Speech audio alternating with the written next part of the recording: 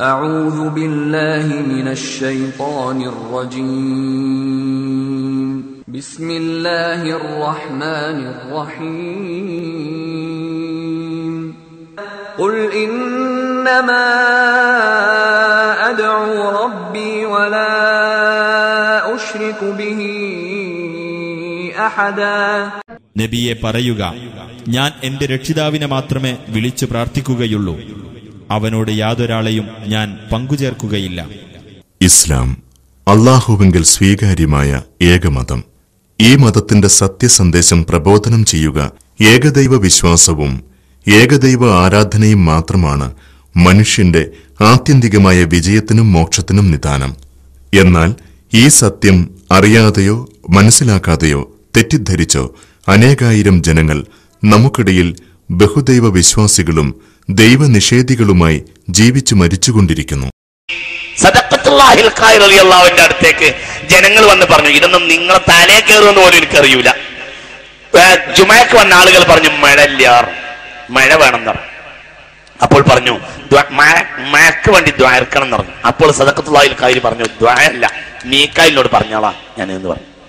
അന്ന് മീക്കായിലിനെ വിളിച്ചു. മീക്കായിൽ വന്നു. അസറിന് മീക്കായിൽ കായൽ പട്ടണത്ത് വന്നു. മീക്കായിൽ അലൈഹിസ്സലാം വന്ന പള്ളി ആയതുകൊണ്ട് കായൽ പട്ടണത്തെ പ്രധാനപ്പെട്ട പള്ളിയുടെ പേര് ഇന്നും മസ്ജിദ് മീക്കായിലാണ്. ഇന്നും സദഖത്തുല്ലാഹിൽ ഖാഹിരി റളിയല്ലാഹു അൻഹു മീക്കായിലാണ് വിളിച്ചു.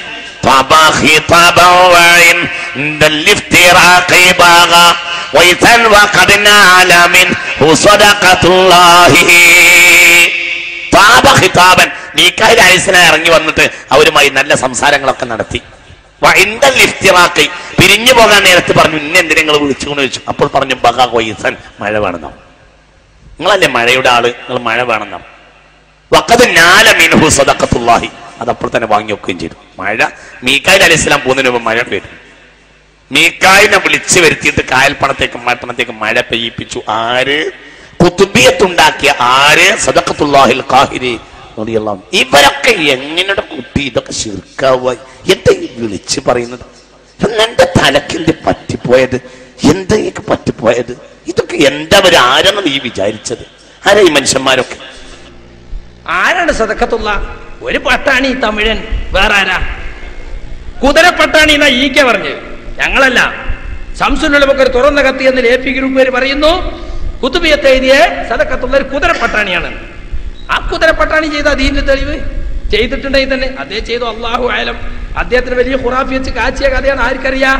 ഖുറാഫി എന്ന വാക്കിന് തന്നെ അർത്ഥം എന്തായിരുന്നത്? കണ്ടതും കേട്ടതും വിശ്വസിക്കണമെന്നാ. അങ്ങനെ ഉണ്ടോ? മീക്കായിലിനെ വിളിച്ചാ വന്നോ? എന്നാ അതും വിശ്വസിക്കുക. അങ്ങനെ മീക്കായിൽ വരുമോ? അങ്ങനെ മീക്കായിലോട് ചോദിക്കാൻ പറ്റുമോ? ചിന്തിക്കൂല. അതാ ഖുറാഫി. കണ്ടതും കേട്ടോ വിശ്വസിക്കണം. കെട്ടുകഥകളിൽ വിശ്വസിക്കുന്നവൻ.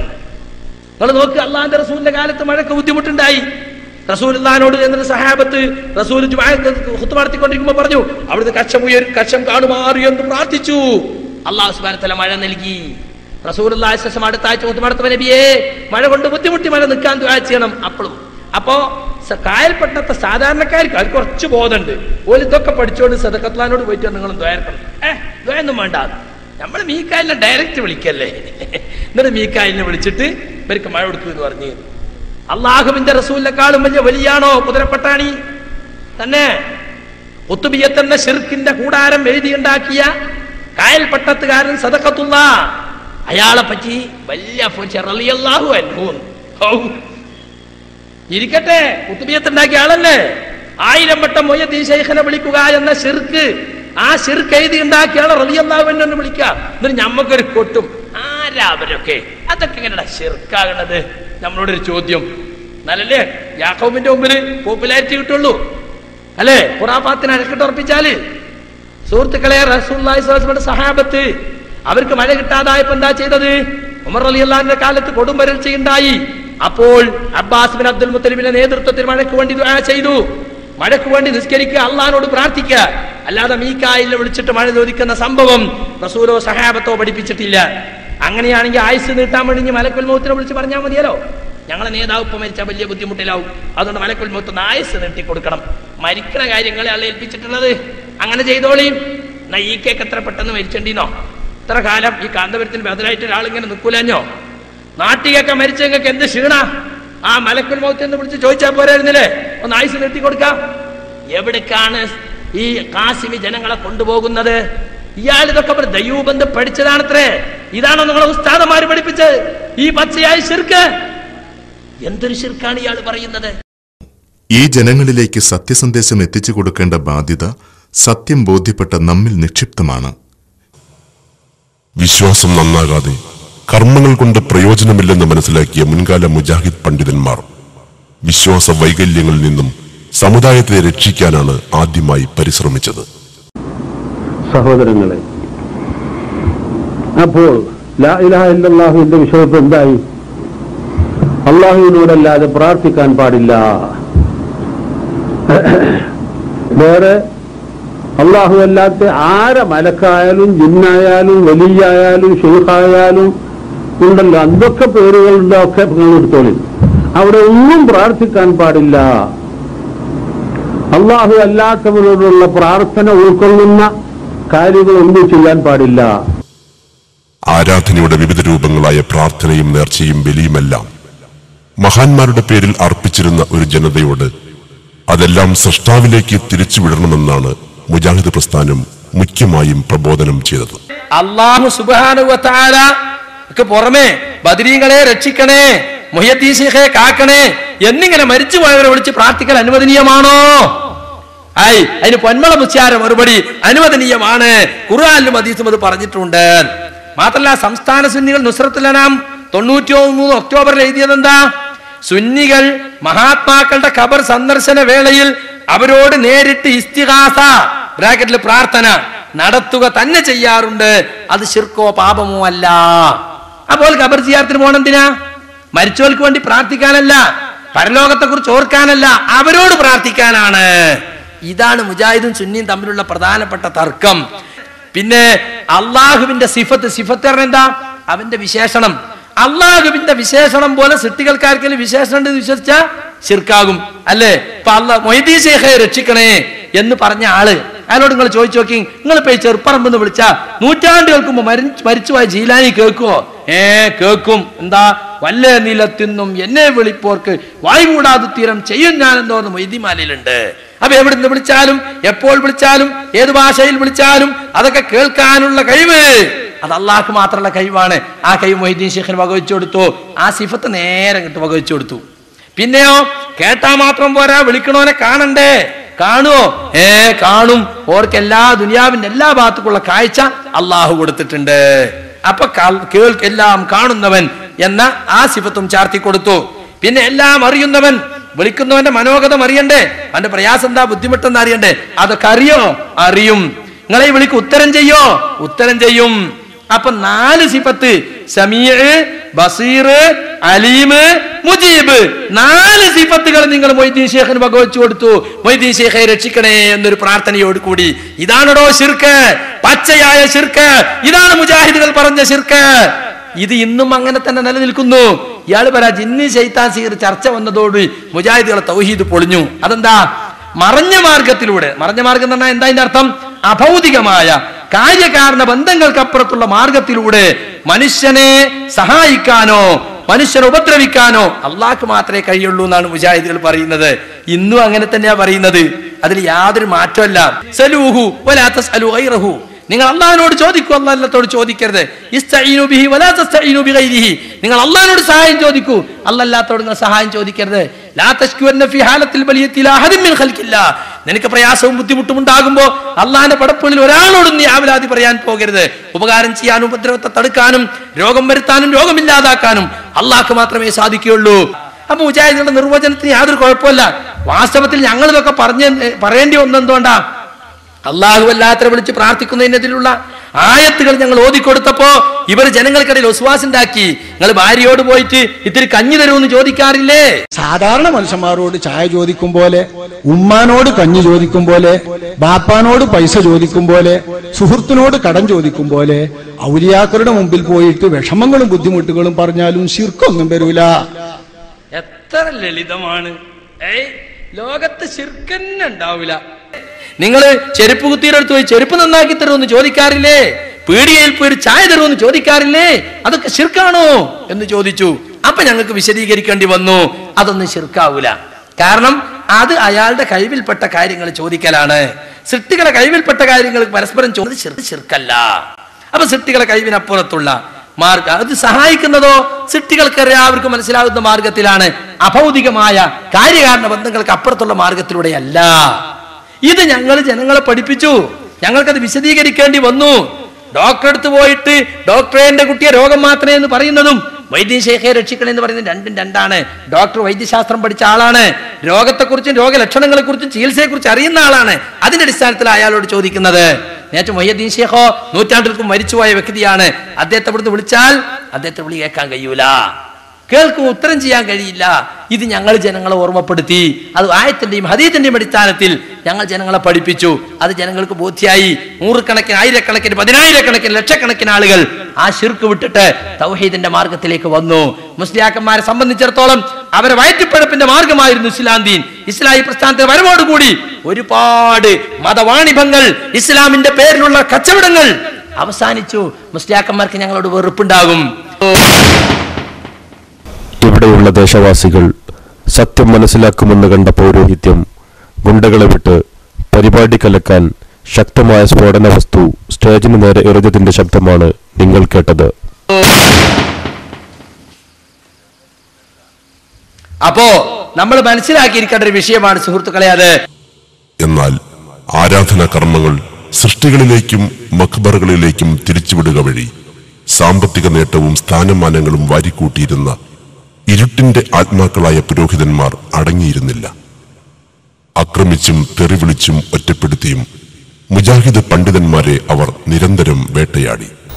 ഇതുപോലെ തന്നെ തൗഹീദിന്റെ ഗർജനം കേട്ട് സഹിക്കാൻ കഴിയാത്ത ഖുറാഫികൾ മുജാഹിദ് വേദി കയ്യേറുന്ന ദാരുണമായ രംഗം കാണുക. സൂറത്തെ ആൽ ഇംറാനിലെ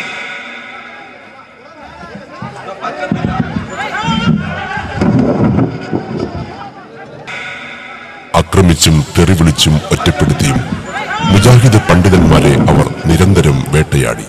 മുജാഹിദുകളെ, നിങ്ങൾ കസേരയിലേക്ക് ഇരിക്കുക. നമ്മുടെ ഈ നാടിന്റെ സുരക്ഷിതത്വത്തിന് ഭംഗം വരുത്തുന്നവരല്ല. സ്വാതന്ത്ര്യ സമരത്തിൽ പങ്കെടുത്ത പ്രസ്ഥാനം, വഴിയൊരിക്കലും മുടക്കാത്ത പ്രസ്ഥാനം, ഹക്കിന് വേണ്ടി നിലകൊണ്ട പ്രസ്ഥാനം, ത്യാഗം സഹിച്ച പ്രസ്ഥാനം, തീച്ചൂളയിൽ വളർന്ന പ്രസ്ഥാനം, കാലഘട്ടത്തിൽ മനുഷ്യർക്ക് വിമോചനത്തിന്റെ ശബ്ദം പറഞ്ഞു കൊടുത്ത പ്രസ്ഥാനം, പീഡനങ്ങളും ത്യാഗങ്ങളും നമുക്കല്ലാതെ ഒരാൾക്കും അനുഭവിക്കേണ്ടി വന്നിട്ടില്ല. അമ്പിയാക്കൾ ഏറ്റുവാങ്ങിയ അതേ സ്വർഗത്തിലേക്ക് എളുപ്പത്തിൽ കടന്നു കളയാമെന്ന് നിങ്ങൾ വിചാരിക്കുന്നുണ്ടോ? സ്വർഗത്തിലേക്ക് എളുപ്പത്തിൽ കടന്നു കളയാമെന്ന് നിങ്ങൾ വിചാരിക്കുന്നുണ്ടോ?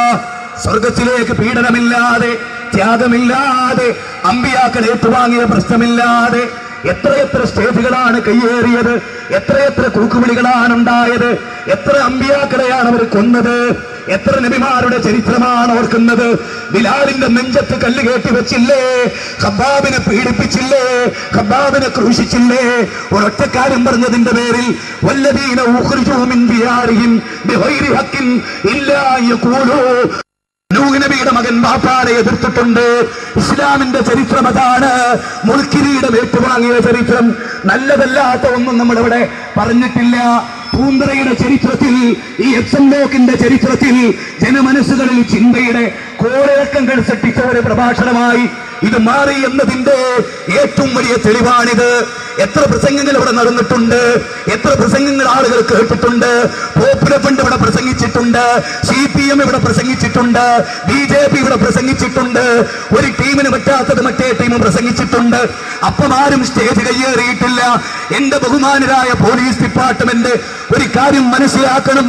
ജീവിതത്തിൽ ഒരിക്കലും ഒരു തെറ്റ് ചെയ്യാത്ത, ഈ രാജ്യത്തിന്റെ സ്വസ്ഥതക്ക് ഭംഗം വരാത്ത ഒരവസ്ഥാവിശേഷത്തിലാണ് അള്ളാഹുവിന്റെ പ്രവാചക തിരുമേനി പഠിപ്പിച്ച അതേ ദീനനുസരിച്ച് നമ്മൾ പ്രവർത്തിച്ചിട്ടുള്ളത് എന്ന വസ്തുത നിങ്ങൾ മനസ്സിലാക്കണം.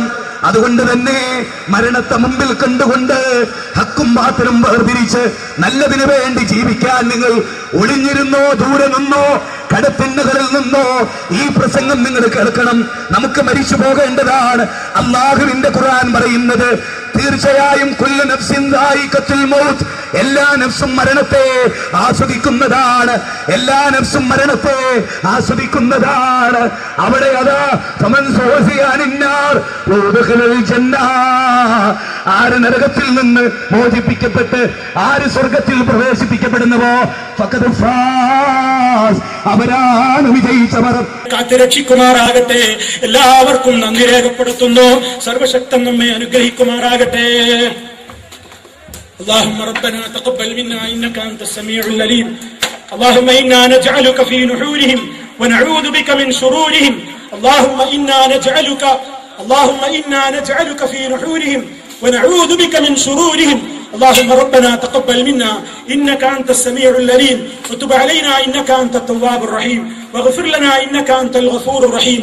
اللهم توفنا مسلمين وألحقنا بالصالحين والحمد لله رب العالمين والسلام عليكم ورحمة الله وبركاته.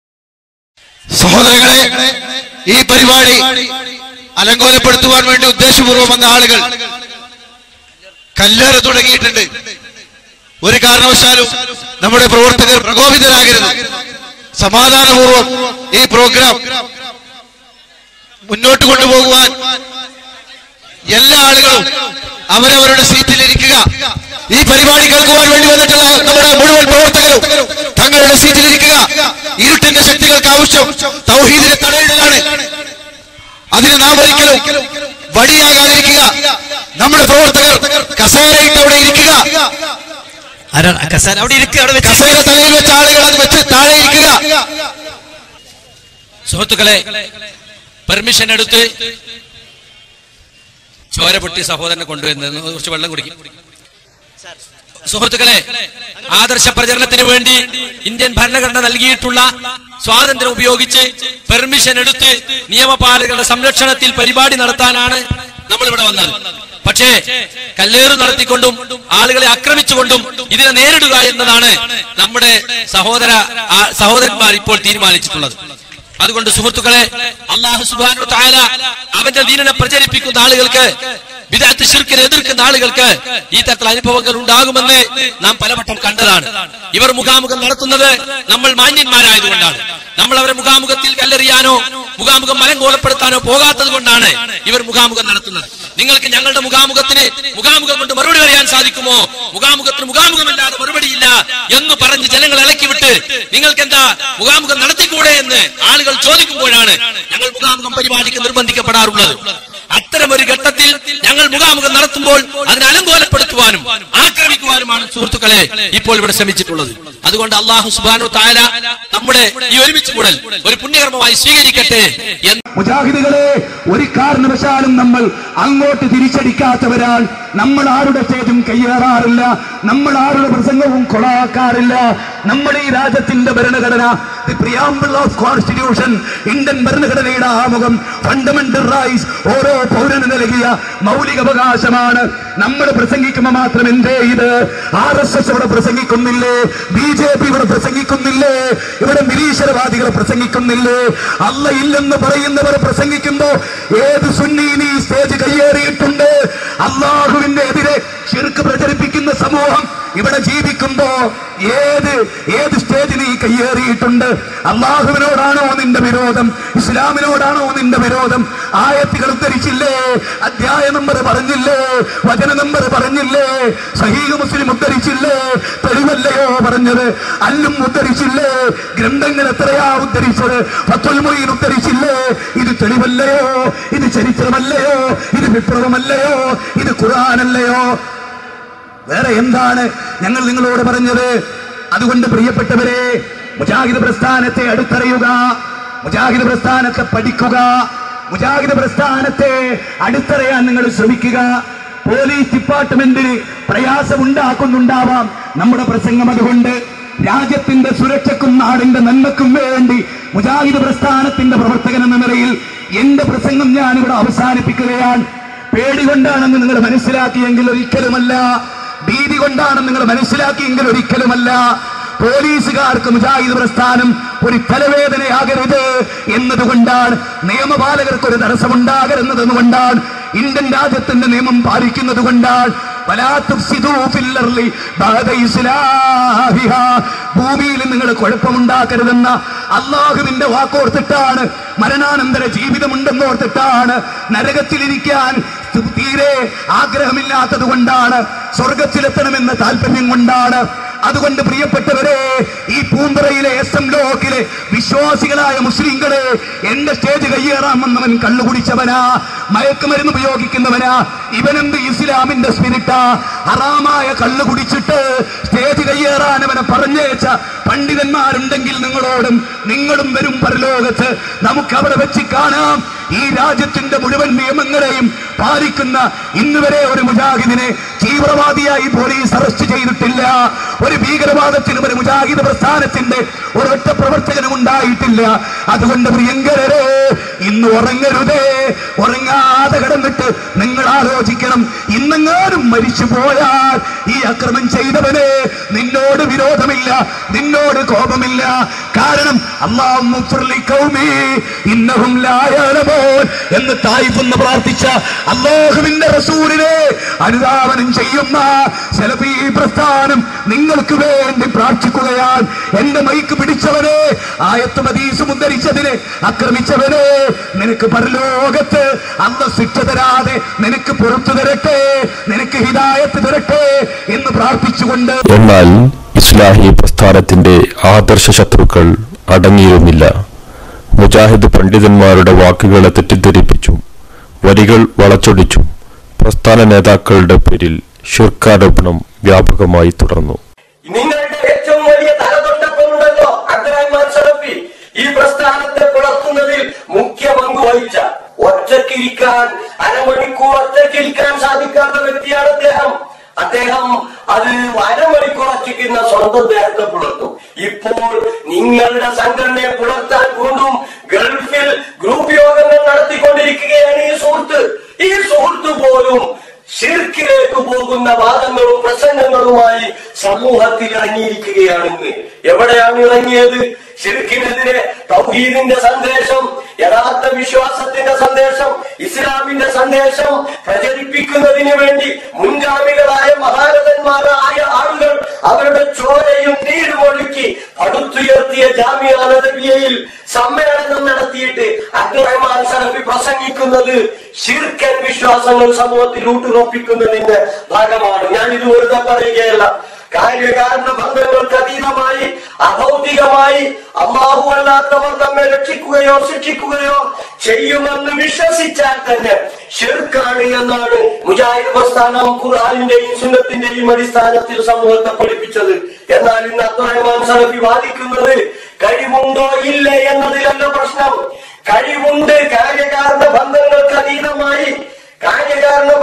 അതീതമായി വൈവിയായി മറഞ്ഞ മാർഗത്തിലൂടെ അല്ലാഹു അല്ലാത്തവർ നമ്മെ രക്ഷിക്കുകയോ ശിക്ഷിക്കുകയോ ചെയ്യുമെന്ന് വിശ്വസിച്ചാൽ ശിർക്കല്ല, വിശ്വസിച്ച് പ്രാർത്ഥിച്ചാലേ ശിർക്കാവുകയുള്ളൂ എന്ന് അബ്ദുറഹ്മാൻ സലഫി പ്രസംഗിക്കുന്നത് നിങ്ങൾക്ക് കേൾക്കാം. ഇവിടുത്തെ പ്രശ്നം അതല്ല, ഷിർക്കിലേക്ക് പോകുന്ന പ്രശ്നം അതൊന്നുമല്ല. എന്താ സഹായിക്കുമെന്ന് കരുതിയിട്ട് ഇപ്പം മലക്ക് ജിബ്രീലാണ് വഹയുമായിട്ട് വരുന്നത്. അതേപോലെ തന്നെ മഴ, വെള്ളം ഇതുകൊണ്ടൊക്കെ ഏൽപ്പിക്കപ്പെട്ട മലക്കുണ്ട്. റൂഹിനെ പിടിക്കാൻ ഏൽപ്പിക്കപ്പെട്ട മലക്കുൽ മൗത്തുണ്ട്. മലക്കുൽ മൗത്തെ എന്റെ റൂഹ് പിടിക്കണേ, അല്ലെങ്കിൽ എന്റെ റൂഹ് പിടിക്കരുത് എന്ന് മലക്കുൽ മൗത്തിനോട് നമുക്ക് വിളിച്ച് പ്രാർത്ഥിക്കാൻ പറ്റുമോ? ഈ മലക്കിന് പടച്ചോന്റെ കൽപ്പന പ്രകാരം റൂഹ് പിടിക്കാൻ കഴിയും എന്നതിൽ സംശയമില്ല. മഴ ഇറക്കാൻ കഴിയും എന്നതിൽ സംശയമില്ല. മനുഷ്യന്റെ സംരക്ഷണത്തിനായി ഏൽപ്പിക്കപ്പെട്ട ഹഫളത്ത്, അതെ, സംരക്ഷിക്കുന്ന മലക്കുകളുണ്ട് എന്ന് വ്യക്തമായി ഇസ്ലാമിൽ സ്ഥിരപ്പെട്ടിട്ടുള്ള കാര്യമാണ്. എന്നാൽ അതിന് ആ മലക്കുകൾ സംരക്ഷിക്കുമെന്ന് കരുതി മലക്കുകളോട് പ്രാർത്ഥിക്കാൻ പാടുണ്ടോ? പാടില്ല. അതാണ് ശിർക്കാകുന്നത്. കഴിവ് ഉണ്ടോ ഇല്ലേ എന്നതല്ല പ്രശ്നം, നേരെ മറിച്ച് വിളിച്ചു പ്രാർത്ഥിക്കാമോ പാടില്ലേ എന്നുള്ളതാണ് പ്രശ്നം. അവ കാര്യകാരണ ബന്ധങ്ങൾക്ക് അതീതമായി സഹായിക്കുമെന്ന് വിശ്വസിച്ച് അവരോട് വിളിച്ചു പ്രാർത്ഥിക്കുക എന്നുള്ളതാണ് യഥാർത്ഥത്തിൽ ശിർക്കിലേക്ക് എത്തിക്കുന്നത്. നിങ്ങൾ ശ്രദ്ധിച്ചിട്ടുണ്ടാവും അബ്ദുറഹ്മാൻ സലഫിയുടെ പ്രസംഗം.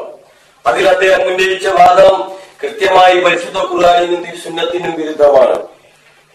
വിശ്വസിച്ച് വിളിച്ചു പ്രാർത്ഥിച്ചാൽ മാത്രമേ ശിർക്കാവുകയുള്ളൂ. കാര്യകാരണ ബന്ധങ്ങൾക്ക് അതീതമായി വൈബിയായി പടച്ചവനല്ലാത്ത ആർക്കെങ്കിലും നമ്മെ സഹായിക്കാനോ രക്ഷിക്കുവാനോ ശിക്ഷിക്കുവാനോ സാധിക്കുമെന്ന് വിശ്വസിച്ച് പ്രാർത്ഥിച്ചാലാണ് ശിർക്ക്. രണ്ടും ശിർക്കാണ് കൂട്ടരെ. ഈ വ്യാജ ആരോപണത്തിന് മുജാഹിദ് പണ്ഡിതന്മാർ അന്നു തന്നെ മറുപടി കൊടുത്തു. അഭൗതികമായ നിലക്ക് എന്ന് പറഞ്ഞാൽ എന്താ അർത്ഥം? കണ്ണ് കാണാത്ത നിലക്കുന്ന കാര്യകാരണ ബന്ധങ്ങൾക്കപ്പുറത്ത് നമ്മളെ ഉപദ്രവിക്കാൻ പടച്ചോന് മാത്രമേ കഴിയുള്ളൂ. ഈ ലോകത്ത് എന്തൊരു സംഗതി നടന്നാലും അതിന്റെ പിന്നിലൊരു ഭൗതിക കാരണം നമുക്ക് കണ്ടെത്താൻ സാധിക്കും. അങ്ങനെ ഒരു കാരണവും കാണാത്ത നിലക്കുള്ള ഉപദ്രവമോ സഹായമോ ഉണ്ടായിട്ടുണ്ടെങ്കിൽ അത് അള്ളാഹുവിൽ നിന്നാണ്. അതാണ് അഭൗതിക നിർണാർത്ഥം. സബബ് മുസബബാത്തിന് അപ്പുറത്തുള്ളത്, കാര്യകാരണ ബന്ധങ്ങൾക്ക് അപ്പുറത്ത്. അദൃശ്യം എന്ന വാക്ക്, മറഞ്ഞ മാർഗം എന്ന വാക്ക് ഇയാൾക്ക് മനസ്സിലായിട്ടില്ല. അതാ പോടത്തെ പ്രശ്നം. വേറൊരു പ്രശ്നവും പെടില്ല. അഭൗതികം, അദൃശ്യമാർഗം, മറഞ്ഞ മാർഗം എന്നൊക്കെ പറഞ്ഞാൽ കാര്യകാരണ ബന്ധത്തിന് അപ്പുറത്തുള്ള മാർഗം എന്നാണ്. ആ നിലയ്ക്ക് നമ്മൾ ഉപദ്രവിക്കാൻ അള്ളാഹ്ക്ക് മാത്രമേ സാധിക്കുള്ളൂ. ജിന്നിനും സാധിക്കൂല, മലക്കിനും സാധിക്കൂല, മഹാത്മാക്കൾക്കും സാധിക്കൂല, അർവാഹികൾക്കും സാധിക്കൂല, ഒരു സൃഷ്ടിക്കും സാധിക്കൂല. ഇതാണ് അഭൗതികമായ നിലക്ക് പേടിക്കുക, അഭൗതികമായ നിലക്ക് പ്രതീക്ഷ അർപ്പിക്കുക എന്നൊക്കെ പറഞ്ഞുകൊണ്ട് ഉദ്ദേശിക്കണേ. അപ്പൊ അള്ളാഹു നിശ്ചയിച്ച കാര്യകാരണങ്ങളുടെ പരിധിയിൽപ്പെട്ട ഉപദ്രവം തന്നെയാണ് ശൈത്താന്റെ ഉപദ്രവം. ശൈത്താൻ നമ്മൾ ഉപദ്രവിക്കുന്നത് അള്ളാഹു അവനെ ഉപദ്രവ കാരണമായി നിശ്ചയിച്ചത് കൊണ്ടാണ്. മലക്കുകൾ നമ്മളെ സഹായിക്കുന്നുണ്ടെങ്കിൽ അള്ളാഹു നിശ്ചയിച്ചതാണ്. മനസ്സിലായില്ലേ? പക്ഷെ നമ്മൾ കണ്ണ് കാണില്ല എന്ന് മാത്രം. അദൃശ്യമായി സഹായിക്കുമെന്ന് വിശ്വസിച്ചാൽ തന്നെ ശിർക്കായി എന്നാണ്. എങ്കിൽ ഒന്നാമത്തെ മുശ്രിക് അബ്ദുസ്സലാം സുലമി. അദൃശ്യ ജീവിയാണ് മലക്ക്, ജിന്ന്, പിശാച്ച്. ആ അദൃശ്യ ജീവികൾ നമ്മളുമായിട്ടുള്ള വല്ല ബന്ധമുണ്ടോ?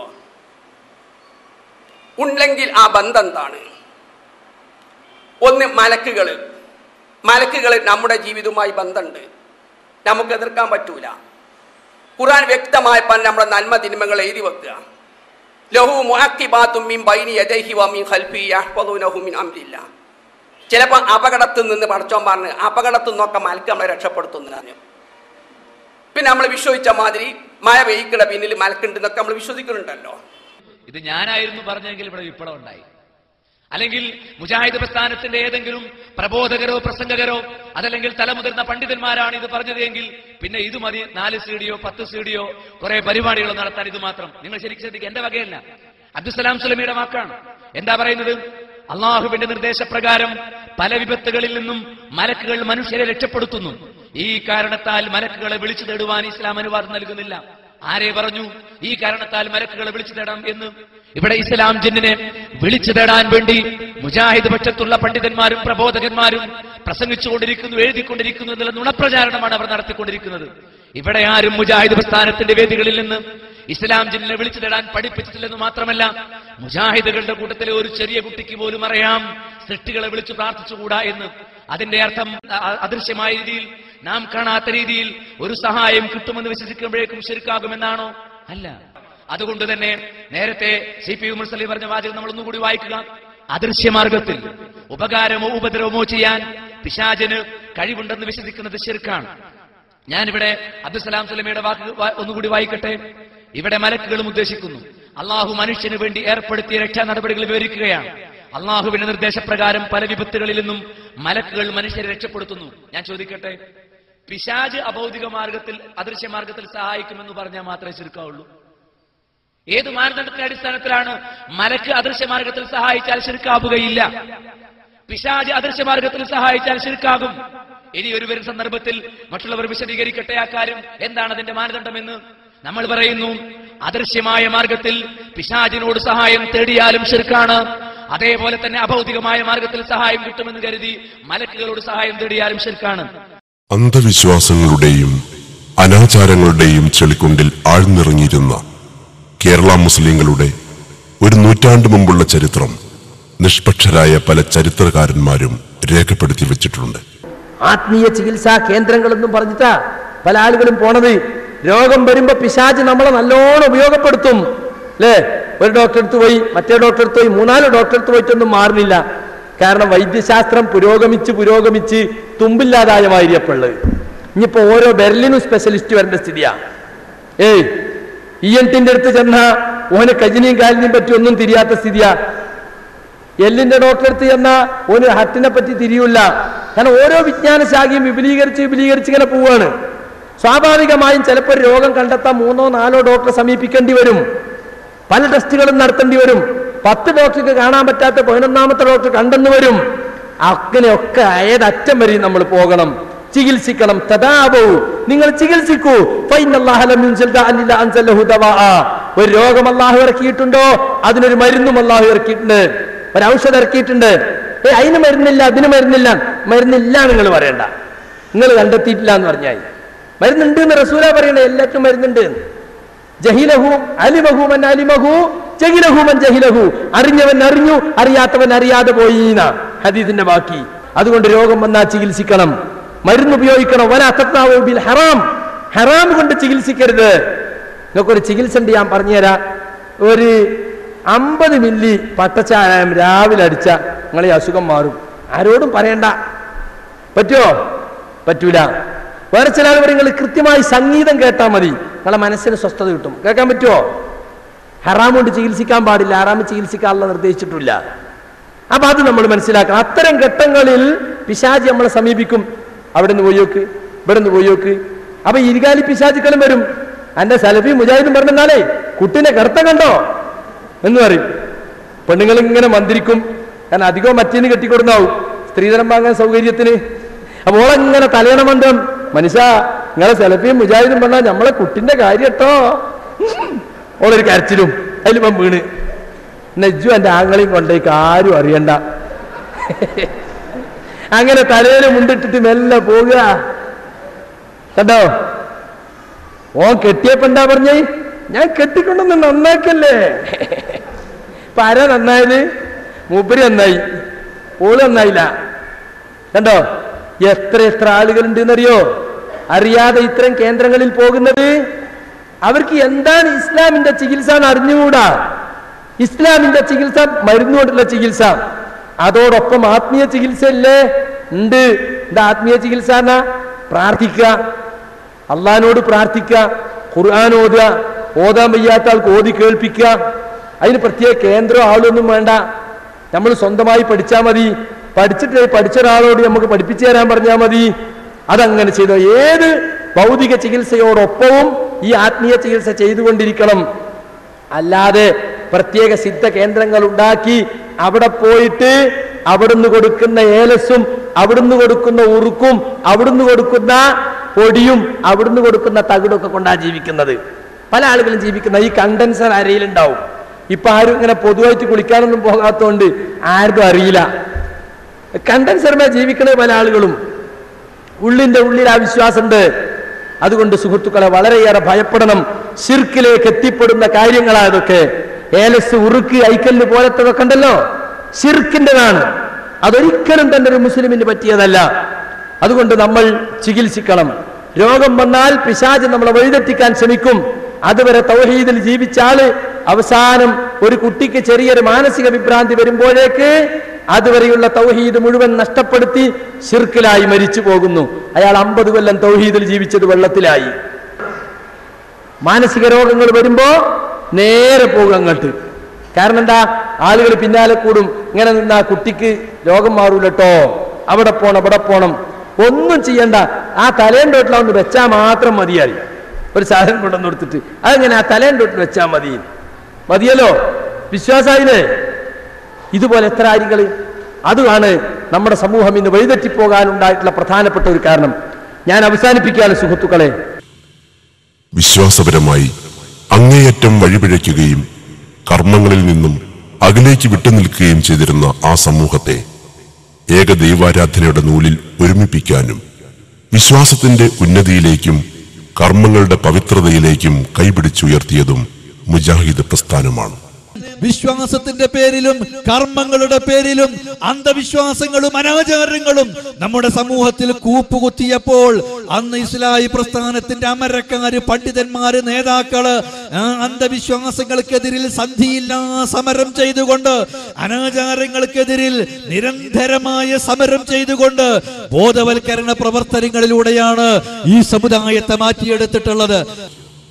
എന്നാൽ ആരാധനാ കർമ്മങ്ങൾ സൃഷ്ടികളിലേക്കും മഖ്ബറുകളിലേക്കും തിരിച്ചുവിടുക വഴി സാമ്പത്തിക നേട്ടവും സ്ഥാനമാനങ്ങളും വാരിക്കൂട്ടിയിരുന്ന ഇരുട്ടിന്റെ ആത്മാക്കളായ പുരോഹിതന്മാർ അടങ്ങിയിരുന്നില്ല. അവർ മുജാഹിദ് പണ്ഡിതന്മാർക്കെതിരെ ശിർക്കാരോപണം വ്യാപകമായി തുടർന്നു. ഒരു ഖുറാഫി ഡോക്യുമെന്ററിയിൽ അവർ ഉന്നയിക്കുന്ന ശിർക്കാരോപണം ശ്രദ്ധിക്കുക.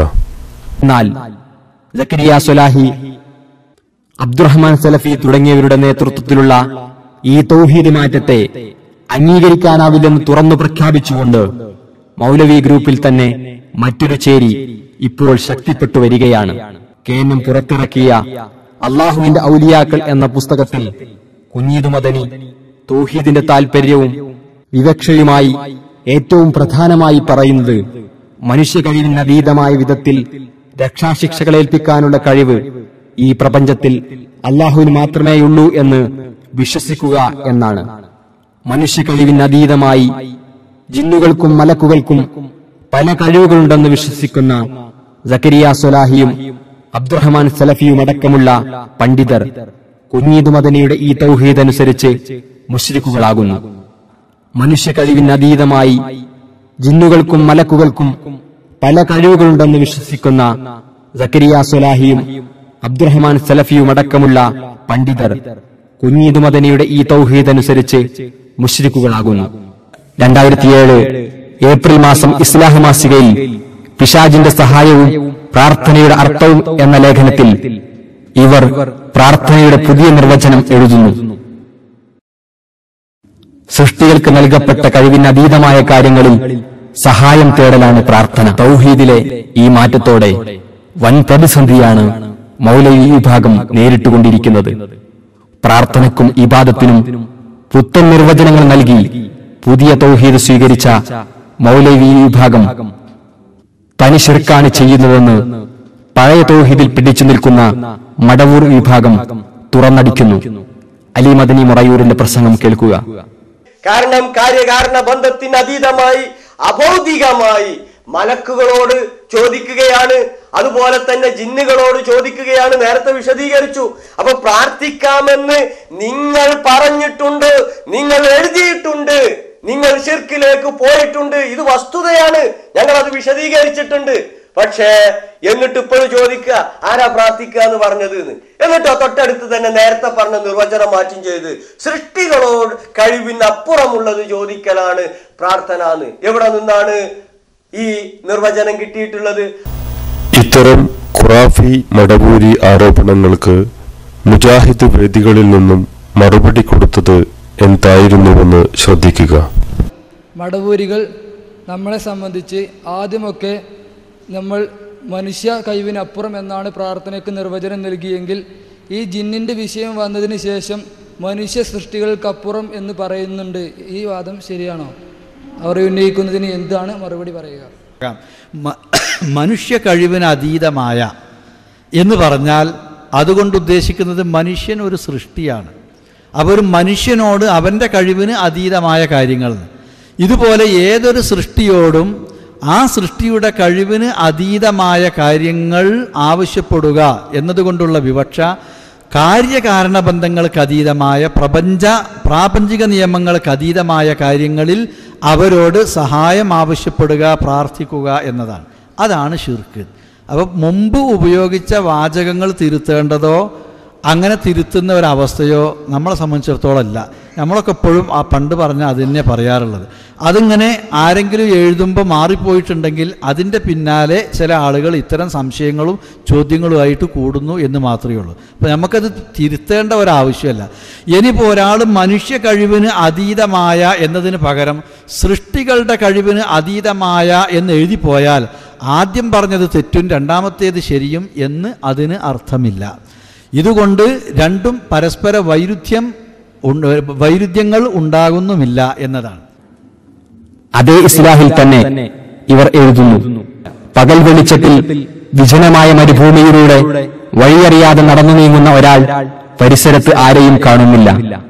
ഇവിടെ തന്റെ ശബ്ദം കേൾക്കുന്ന മനുഷ്യർ, മലക്ക്, ജിന്ന് ആരെങ്കിലും എന്നെ സഹായിക്കട്ടെ എന്ന് നനച്ച് പടപ്പുകളെ എന്നെ സഹായിക്കണേ, എനിക്ക് വഴി കാണിച്ചു തരണേ എന്ന് ഉച്ചത്തിൽ വിളിച്ചു പറയുന്നുവെങ്കിൽ അഭൗതിക മാർഗത്തിലുള്ള സഹായതേട്ടം അതിലില്ല. ഈ ഇസ്ലാഹ് 2007 ഏപ്രിൽ മാസം. ആ ഏപ്രിൽ മാസത്തിൽ നിങ്ങൾ എഴുതിയതെന്താ? ഒരാൾ വിജനമായ സ്ഥലത്ത് വെച്ച് എത്തിപ്പെട്ടാൽ ജിന്നുകൾ കേൾക്കുമെന്ന് കരുതി, മലക്കുകൾ കേൾക്കുമെന്ന് കരുതി വിളിച്ചാൽ അത് പ്രാർത്ഥനയിൽ ഉൾപ്പെടില്ല എന്ന് നിങ്ങൾ എഴുതി. പക്ഷേ പ്രാർത്ഥനയല്ലേ അത്? കാരണം കാര്യകാരണ ബന്ധത്തിന് അതീതമായി അഭൗതികമായി മലക്കുകളോട് ചോദിക്കുകയാണ്, അതുപോലെ തന്നെ ജിന്നുകളോട് ചോദിക്കുകയാണ്. നേരത്തെ വിശദീകരിച്ചു. അപ്പൊ പ്രാർത്ഥിക്കാമെന്ന് നിങ്ങൾ പറഞ്ഞിട്ടുണ്ട്, നിങ്ങൾ എഴുതിയിട്ടുണ്ട്, നിങ്ങൾ ശിർക്കിലേക്ക് പോയി. ഇത്തരം ഖുറാഫി മടവൂരി ആരോപണങ്ങൾക്ക് മുജാഹിദ് വേദികളിൽ നിന്നും മറുപടി കൊടുത്തത് എന്തായിരുന്നുവെന്ന് ശ്രദ്ധിക്കുക.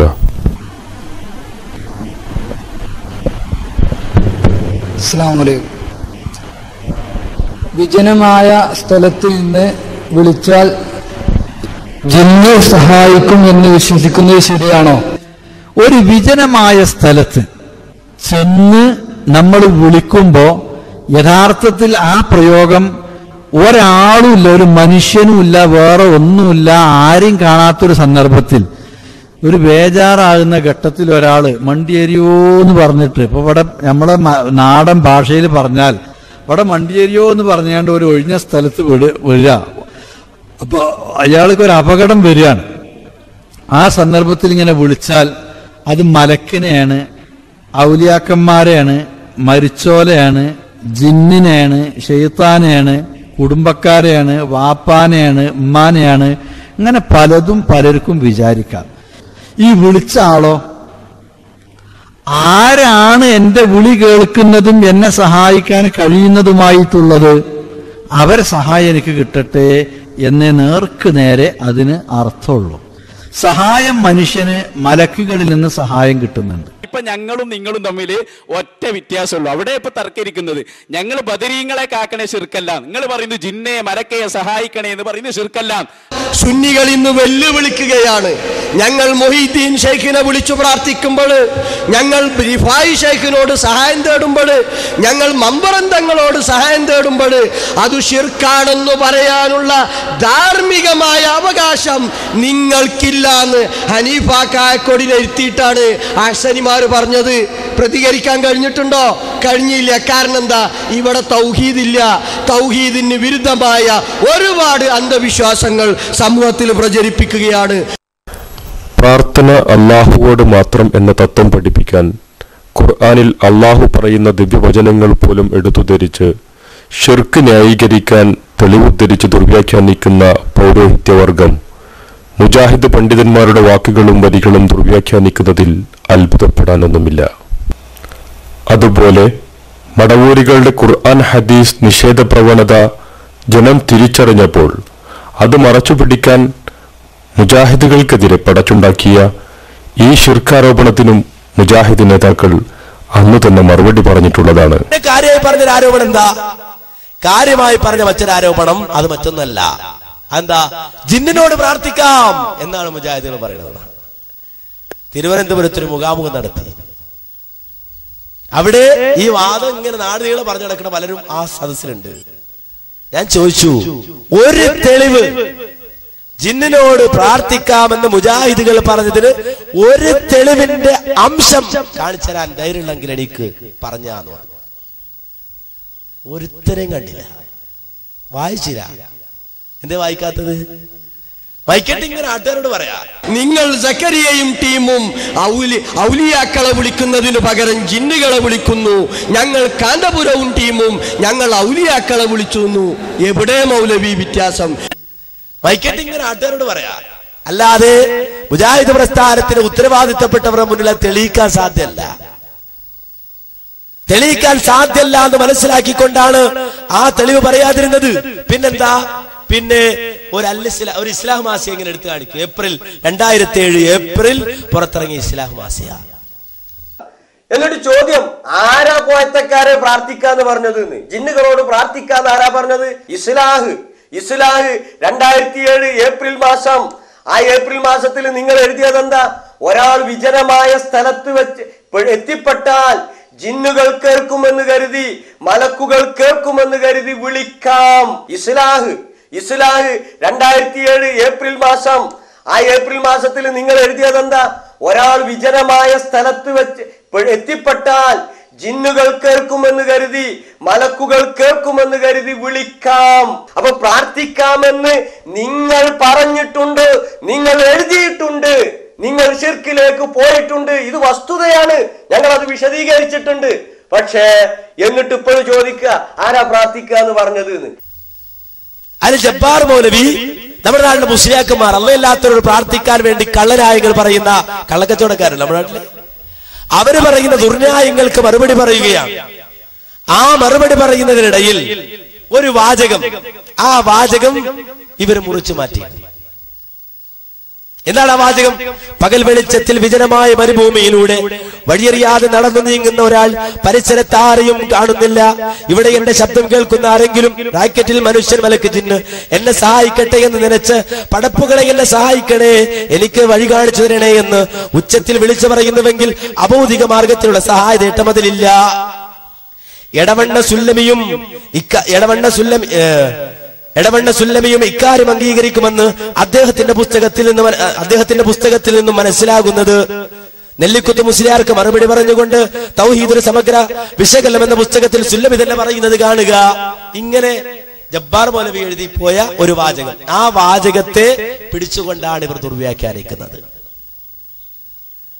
തെറ്റിദ്ധരിപ്പിക്കാൻ ശ്രമിക്കുന്നത്. മുജാഹിദ് പ്രസ്ഥാനം പറഞ്ഞു എന്ത്? അത് ജിന്നിനോട് പ്രാർത്ഥിക്കാമെന്ന്. ആ തെറ്റിദ്ധാരണ ചില ആളുകൾ പടർത്താൻ ശ്രമിച്ചപ്പോൾ തന്നെ, പലരും അത് പറയാൻ ശ്രമിച്ചപ്പോൾ തന്നെ കൃത്യമായി ഇത് ഇസ്ലാഹാണ്, 2008 ജനുവരിയിലെ ഇസ്ലാം. അതിലൊരു ചോദ്യം കൃത്യമായി കൊടുത്തു. എന്താ ചോദ്യം? ചോദ്യം മറ്റൊന്നല്ല, പ്രാർത്ഥന അള്ളാഹുവോട് മാത്രമെന്നതാണ് ഇസ്ലാമിന്റെ അടിസ്ഥാന ആദർശം. നാളിതുവരെ ഇസ്ലാഹി പ്രസ്ഥാനം പ്രമാണങ്ങൾ ഉദ്ധരിച്ച് സ്ഥാപിച്ചതും അത് തന്നെയാണ്. എന്നാൽ ഈ ലക്ഷ്യസാക്ഷാത്കാരത്തിന് വേണ്ടി ജന്മം കൊണ്ട ഇസ്ലാഹ് മാസികയിൽ 2007 ഏപ്രിൽ ലക്കത്തിൽ വന്നൊരു ലേഖനത്തിലെ ചില പരാമർശങ്ങൾ അള്ളാഹു അല്ലാത്തവരെയും വിളിച്ചു പ്രാർത്ഥിക്കാമെന്നതിലേക്ക് മുജാഹിദ് പ്രസ്ഥാനവും എത്തിച്ചേർന്നിരിക്കുന്നു എന്നതിന് തെളിവായി ചില കുബൂരി മടവൂരി പ്രഭാഷകരും ലേഖകരും ഉദ്ധരിക്കുന്നു. പ്രസ്തുത ഉദ്ധരണി ചുവടെ എന്ന് പറഞ്ഞിട്ട് നേരത്തെ വായിച്ച ഉദ്ധരണി എടുത്തു കൊടുക്കാൻ. ഇതിനെക്കുറിച്ച് ഇസ്ലാഹിൽ ഒരു വിശദീകരണം പ്രതീക്ഷിക്കുന്നു ഷമീർ കുറ്റിപ്പുറം. അതിന് കൃത്യമായി പത്രാധിപർ മറുപടിയും പറഞ്ഞു. എന്താ പത്രാധിപർ മറുപടി? ചോദ്യത്തിന്റെ തുടക്കത്തിൽ ഇസ്ലാഹി പ്രസ്ഥാനത്തെ കുറിച്ച് ചോദ്യകർത്താവ് പറഞ്ഞ പ്രകാരം പ്രാർത്ഥന അള്ളാഹുവോട് മാത്രമെന്ന തത്വമാണ് അന്നും ഇന്നും എന്നും ഇസ്ലാഹി പ്രസ്ഥാനം പ്രദാനം ചെയ്യുന്നത്. അതിൽ യാതൊരു മാറ്റവുമില്ല. എന്നാൽ ചോദ്യകർത്താവ് എടുത്തുദ്ധരിച്ച വാചകങ്ങളിൽ നിന്നും അള്ളാഹുവല്ലാത്തവരോട് പ്രാർത്ഥിക്കൽ അനുവദനീയമാണെന്ന സങ്കല്പം ലേഖകൻ ഉദ്ദേശിച്ചിട്ടേയില്ല. പ്രദേശത്ത് നിന്ന് തന്റെ ശബ്ദം കേൾക്കുന്നത് ആരാകട്ടെ അവരെന്നെ സഹായിക്കട്ടെ എന്ന നിലക്ക് അള്ളാഹുവിന്റെ അടിമകളെ എന്ന് വിളിച്ചാൽ അതിൽ അഭൗതികതയോ ശിർക്കോ ഇല്ല എന്ന് മാത്രമേ ലേഖകൻ ഉദ്ദേശിച്ചിട്ടുള്ളൂ. മദ്യപിച്ചാൽ ശിർക്കാകുകയില്ലെന്ന് പറഞ്ഞാൽ മദ്യപിക്കൽ അനുവദനീയമാണെന്ന് ഗവേഷണം നടത്തുന്നത് വിഡ്ഢിത്തമല്ലേ? നമ്മുടെ ജീവിതത്തിലെ ഒരു സാഹചര്യത്തിലും ജിന്നിനോട് സഹായം തേടാൻ ഖുർആനിലും ഹദീസിലും തെളിവില്ല. ഇത്തരം ദുഷ്പ്രചരണങ്ങളെ കരുതിയിരിക്കുക. കൃത്യമായി 2008 ജനുവരിയിൽ വലിയ അക്ഷരത്തിൽ തന്നെ, കാരണം വെച്ചാൽ കണ്ണ് കാണാത്ത ആളുകളാണല്ലോ കൂടുതലും പടവരുടെ കൂട്ടത്തില്, ഓരോ നന്നായി കണ്ടോട്ടെ എന്ന് വിചാരിച്ചിട്ട് ഒരൽപ്പം വലിയ അക്ഷരത്തിൽ തന്നെ കൊടുത്തു. 2008 കഴിഞ്ഞു, 2009 ആയി, എന്നാലും പഴയ പല്ലവി ഇങ്ങനെ പാടുക. 2007 ഏപ്രിൽ മാസത്തിലെ ഇസ്ലാഹ് മാസികയിൽ വിവാദ വിധേയമായ ലേഖനം എഴുതിയിട്ടുള്ള ബഹുമാന്യ പണ്ഡിതൻ അബ്ദുൽ ജബ്ബാർ മൗലവിയുമായി നടത്തിയ ഒരു അഭിമുഖം ശ്രദ്ധിച്ചുകേട്ട് കുബൂരി മടവൂരികൾ നാടുനീളെ വ്യാപകമായി പ്രചരിപ്പിച്ചുകൊണ്ടിരിക്കുന്ന ഈ ആരോപണത്തിന്റെ യാഥാർത്ഥ്യവും കുബൂരി മടവൂരികളുടെ ആദർശ പാപ്പരത്വവും തിരിച്ചറിയുക. ജിന്നിനോടോ മലക്കിനോടോ പ്രാർത്ഥിക്കാമെന്ന് താങ്കൾക്ക് വാദമുള്ളതായി കേൾക്കുന്നു. സത്യത്തിൽ താങ്കൾക്ക് അത്തരത്തിലൊരു വാദമുണ്ടോ? ജിന്നിനോടും മലക്കിനോടും പ്രാർത്ഥിക്കാമെന്ന് പറഞ്ഞിട്ടുണ്ട്. ഇപ്പോൾ ഉണ്ടാകുന്ന ഒരു സംശയമാണ് പലരും ചോദിക്കുന്ന ചോദ്യം. അങ്ങനെ നേരിട്ട് ചോദിച്ചിരുന്നെങ്കിൽ അത് നന്നായിരുന്നു. പലരും ചോദിക്കാതെ ഉദ്ദേശിക്കാതെ പ്രചരിപ്പിക്കുകയും ചെയ്യുന്നത്. അള്ളാഹുവിന്റെ സൃഷ്ടികളിൽ ആരോട് പ്രാർത്ഥിക്കുന്ന ശിഷ്ടാണ്. പിന്നെന്ത് ജിന്ന് സൃഷ്ടിയല്ലേ? ഏത് സൃഷ്ടിയോടും പ്രാർത്ഥിക്കാൻ പാടില്ല. അങ്ങനെ പ്രാർത്ഥിക്കണമെന്ന് എവിടേക്കും പറഞ്ഞു. എങ്കിൽ ജിന്നുകളോട് സഹായം തേടാമെന്ന് താങ്കൾ പറഞ്ഞിട്ടുണ്ടോ? പിന്നെ വേറെന്ന് പറയുന്നത് സഹായം ചോദിക്കാമോ? ഞാൻ വാസ്തവത്തിൽ അങ്ങനെ ഒരു വിഷയം ജിന്നുകളോട് സഹായം ചോദിക്കാമെന്നോ അല്ലെങ്കിൽ ചോദിക്കേണ്ടതാണ് എന്നോ എവിടെങ്കിലും എഴുതിയിട്ടുണ്ടോ? അങ്ങനെ എഴുതിയത് കാണിച്ചു തരാൻ കഴിയുമോ? അങ്ങനെ സഹായം ചോദിക്കണമെന്ന് അല്ലെങ്കിൽ സഹായം ചോദിക്കാമെന്ന് പറഞ്ഞത് വേറെ, അത് വിഷയം വേറെ. അതൊരു മുസ്ലിയാരുമായുള്ള എഴുത്തുകളിൽ അത് എപ്പോഴാണ് പ്രാർത്ഥന ആവുക, പ്രാർത്ഥന അല്ലാതാവുക എന്ന കാര്യം വിശദീകരിച്ചിട്ടുണ്ട്. അപ്പോഴേക്ക് എന്തായിരിക്കും? പ്രാർത്ഥിക്കാമെന്ന് പറഞ്ഞിട്ടുണ്ട്, ജിന്നുകളോട് പ്രാർത്ഥിക്കാമെന്ന് പറഞ്ഞിട്ടുണ്ട് എന്നുള്ളൊരു പ്രചരണം. അതാണ് ഞാൻ ആവർത്തിച്ച് പറയുന്നത്. ചോദിക്കട്ടെ, ജിന്നുകളോട് സഹായം തേടാമെന്നെങ്കിലും എവിടെയെങ്കിലും എഴുതിയിട്ടില്ല. സഹായം തേടാമെന്ന്, സഹായം ആവശ്യപ്പെടാമെന്ന് എവിടെ എഴുതിയിട്ടില്ല, അങ്ങനെ പറഞ്ഞിട്ടുമില്ല. പിന്നെ ഇല്ലാത്തത് പ്രചരിപ്പിക്കുകയാണ്. അതാ പറയുന്നത്, അള്ളാഹുവിന്റെ ഏത് സൃഷ്ടിയാവട്ടെ, ഏതൊരു സൃഷ്ടിയോടും പ്രാർത്ഥിക്കാൻ പാടില്ല, പ്രാർത്ഥന ആവുന്ന രൂപത്തിലുള്ള സഹായാർത്ഥന പാടില്ല. അത് ചുറ്റാകുന്നു. ഏത് സൃഷ്ടിയാലും അവിടെ ജിന്നാവട്ടെ, മനുഷ്യനാവട്ടെ, മലക്കാവട്ടെ, മറ്റേതും ആവട്ടെ. അതേ പ്രകാരം ജിന്നുകളോട് അദൃശ്യ ജീവികളോട് സഹായം ചോദിക്കാമെന്ന് എഴുതിയിട്ടുണ്ട്. അതും എഴുതിയിട്ടില്ല. അങ്ങനെ ചോദിക്കാമെന്ന്, ജിന്നുകളോട് സഹായം ചോദിക്കാമെന്ന് എഴുതിയതായിട്ട് അല്ലെങ്കിൽ പറഞ്ഞതായിട്ട്, അല്ലെങ്കിൽ സഹായം ചോദിക്കണം, അത് ചോദിക്കേണ്ടതാണ്, അങ്ങനെ എന്തെങ്കിലും എവിടെയെങ്കിലും എഴുതിയിട്ടുണ്ടോ? ഇല്ല. ഇല്ലാത്തത് വെറുതെ ഇങ്ങനെ ആരോപിക്കുകയാണ്. അങ്ങനെ പറഞ്ഞ് എഴുതിയതായി കാണിച്ചു തരാൻ സാധ്യവുമല്ല.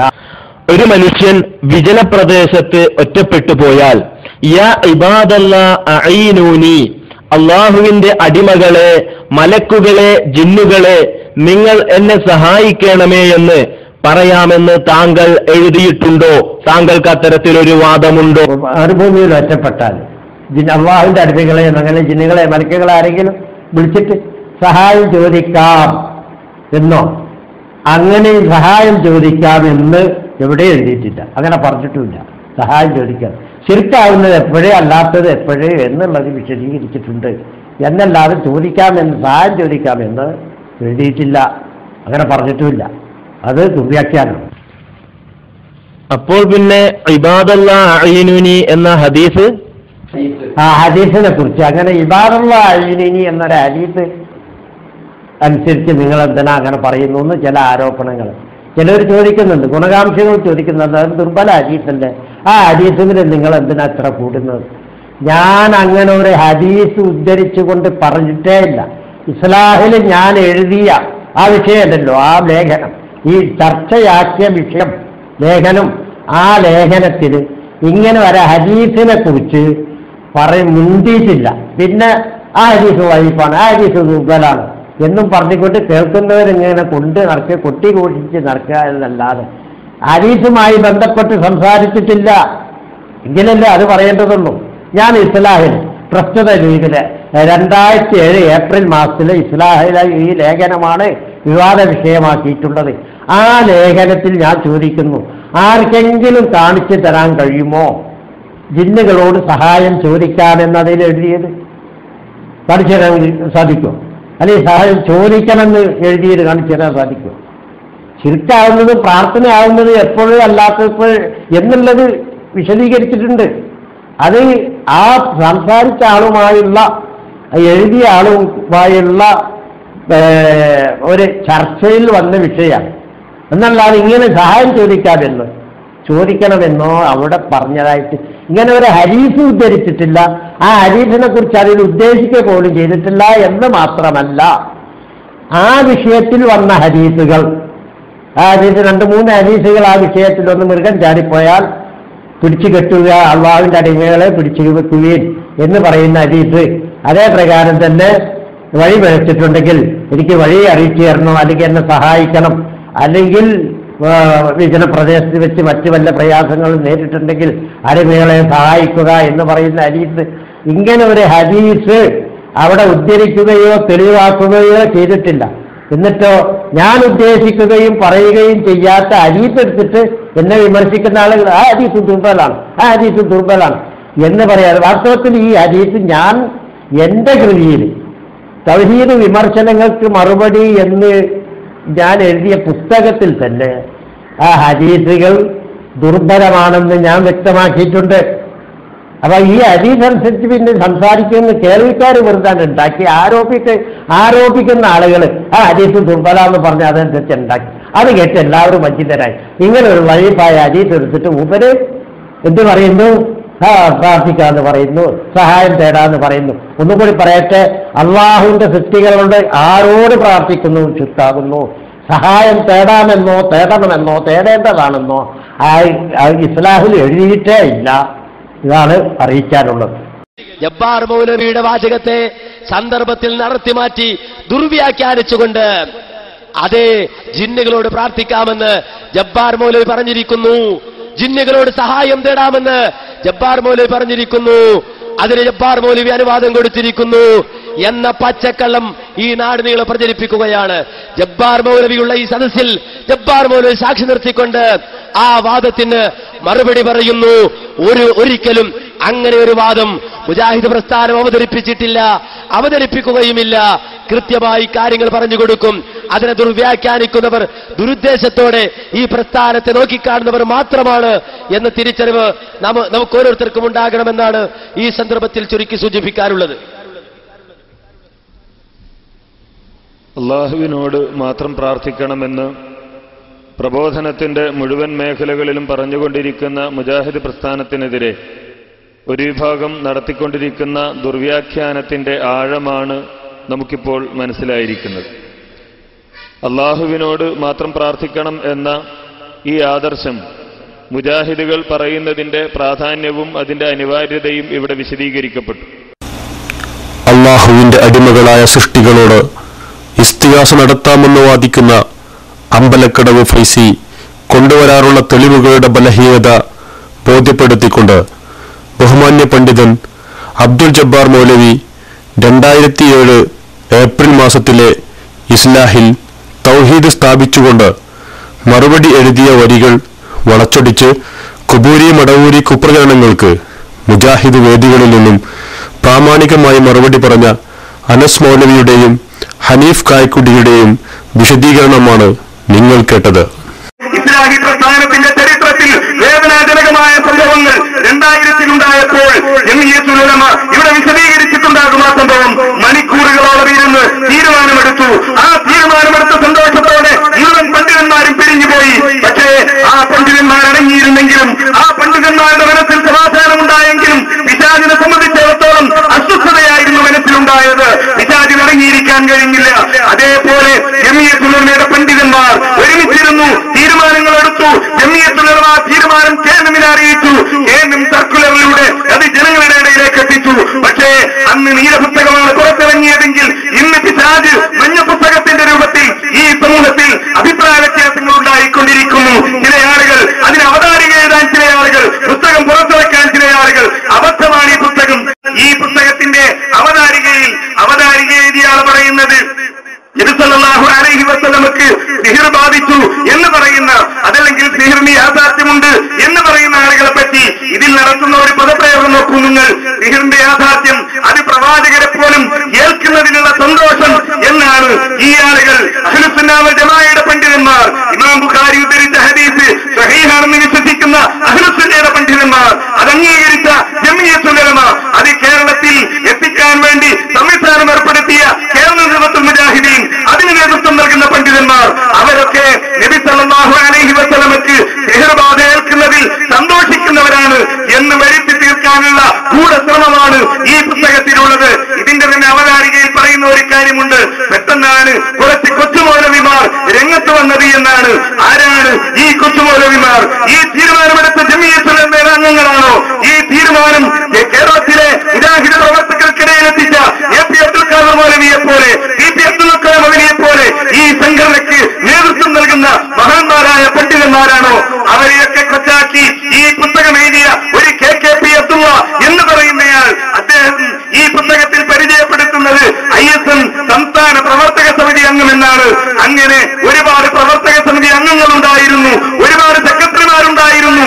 ആദർശ വ്യതിയാനം സംഭവിച്ചപ്പോ ഈ സമൂഹം, ഇസ്ലാഹി ആദർശം നെഞ്ചേറ്റുന്ന സമൂഹം പെരടിക്ക് പിടിച്ച് ഈ സംഘടനക്ക് പുറത്തേക്കിട്ടതാണ് സെക്രട്ടറി പദവി, അതല്ലെങ്കിൽ പ്രവർത്തക സമിതി അംഗം എന്ന പദവി. ആദർശ പ്രബോധന രംഗത്ത് തുല്യതയില്ലാത്ത പ്രവർത്തനങ്ങളുമായി പ്രസ്ഥാനം ജനശ്രദ്ധ പിടിച്ചുപറ്റിക്കൊണ്ടിരിക്കുന്നത് സഹിക്കാനാവാത്ത പിശാച് അടങ്ങിയിരുന്നില്ല. വീണ്ടും പ്രസ്ഥാനത്തിനകത്തു നിന്നു തന്നെ എതിർപ്പുകളും വിമർശനങ്ങളും ആരോപണങ്ങളുമായി ആദർശനിഷ്ഠയുള്ള പ്രസ്ഥാനത്തിന്റെ പ്രബോധകരെ രംഗത്തു നിന്ന് ഒഴിവാക്കാനുള്ള ആസൂത്രിതമായ ശ്രമം ആവിഷ്കരിച്ചുകൊണ്ടിരുന്നു. അതിന്റെ മാസ്റ്റർ ബ്രെയിനായി പ്രവർത്തിച്ചവർ ആരാണ്? സ്വാഭാവികമായും സംശയിച്ചേക്കാം. കാണുക ഡോക്യുമെന്ററി പാർട്ട്